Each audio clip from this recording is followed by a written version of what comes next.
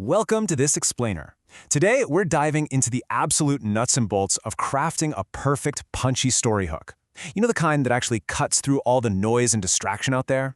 Whether you're a journalist, a comms pro, or just someone who really wants to know why some stories grab you and literally never let go, you are exactly in the right place. Let's get into it. Okay, let's be real for a second and validate a totally universal experience. Think about your own habits in our crazy, fast-paced news world. How fast do you scroll past a story if it doesn't hook you instantly? The hard truth is, if a story doesn't grab you right out of the gate, you're gone, right? You swipe, you click away, and you completely move on.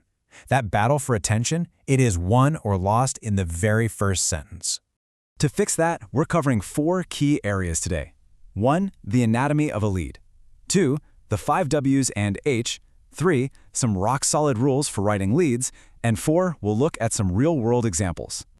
Starting right off with Section 1, the anatomy of a lead. Simply put, a lead is that brief sentence or two that introduces the news and hands over the facts to satisfy the reader's immediate questions. But here is the crucial takeaway.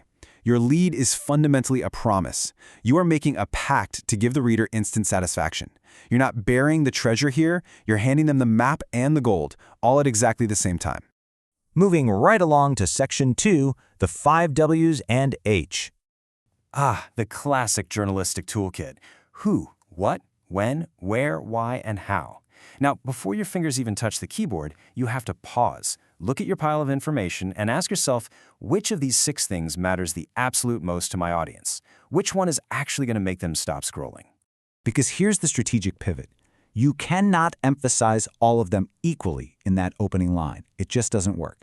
You've got to put your absolute best W or H right at the front.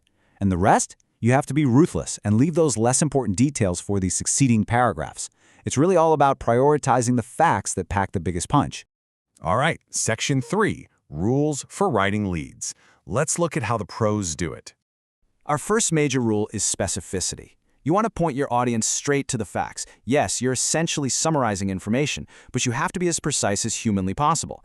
Those precise details are the heavy anchors that ground your story and make it feel urgent and real. Next up, prioritize action. Seriously, strong verbs are your absolute best friends here. You want a lively lead, which means active sentences. Just drop the unnecessary adverbs and adjectives. They're just clutter. Let those strong, active verbs carry all the momentum of your story. Then there's brevity. To keep the pace sharp, stick to 1, maybe 2 sentences. A good rule of thumb is 25 to 30 words, and rarely, if ever, more than 40. You literally cannot afford to waste a single pixel of space. Every single word has to earn its keep. Beyond just word count, keep your audience and context in mind. Today, people find out about breaking news almost instantly. So your hook has to sound genuine. It needs to highlight the conflict, because let's face it, good stories always have conflict, and it needs to be entertaining. Most importantly, resist the temptation to rely on those tired, cliché leads when you're on a tight deadline. You've got to rise above the expected. Oh, and watch out for unintentional redundancy. It's a trap even seasoned pros fall into. Think about the phrase 2 p.m. Wednesday afternoon. Well, 2 p.m. already tells us it's the afternoon, right? So the word afternoon is totally redundant. Same thing with saying something is very unique. It's either unique or it isn't. Tightening those phrases to just 2 p.m. Wednesday or unique kills a sloppy habit and saves that precious word count. Let's see this in action. Section 4, Real-World Lead Examples. Okay, look at this one. This is a classic who lead. The focus is 100% on the prominent person. Notice how clean it is. It follows a great guideline. Avoid throwing more than 3 personal names into your opening.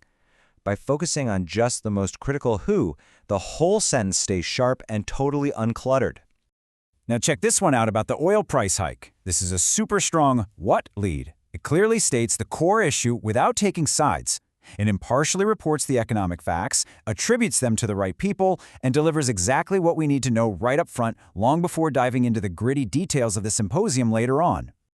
This next one might be my favorite. It's a where lead set in Mogpog Marinduque, but it does something totally brilliant.